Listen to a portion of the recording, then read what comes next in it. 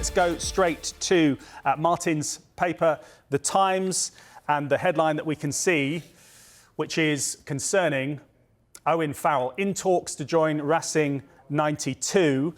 Martin, obviously, Racing have come out this evening and denied that it's happening, but it's moving in the right direction, it seems. Just tell us about it.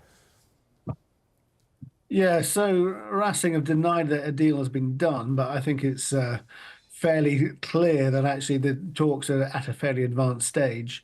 And I mean, what a bombshell this is really for English rugby. The guy who's been the captain for so many years.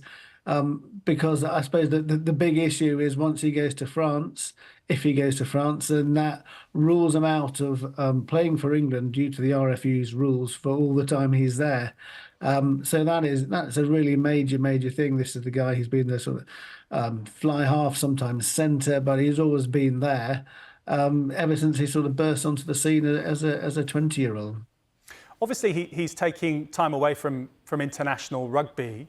Do you think a move like this suits him at this time, you know, aside from issues with the RFU and then becoming ineligible?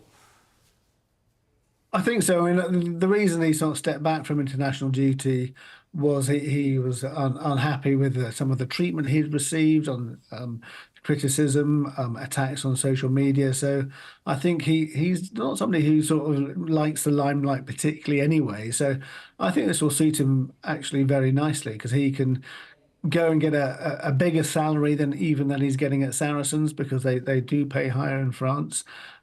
He's 32 now, so this is a sort of perhaps a last big payday for him as a rugby player, and he joined Stuart Lancaster, who he had a really good relationship with when Lancaster was the England head coach. He was the person who first capped Owen Farrell, and I think there's a close connection there. They're both from the north, so I can see it working well in many ways, both for Farrell and for Lancaster and for Racing. And obviously there is that mitigation about his mental health situation and the reasons that he has given why he wants to step away from it, his family as well. But in terms of the impact on English rugby and a big player going and playing in France, is that a dent for the game in England? I think that certainly will cause the RFU to sort of sit up, and yet again there'll be more questions about the policy. But I think it's, perhaps people might also say this will give an opportunity for somebody like Marcus Smith to really make that number 10 jersey his own.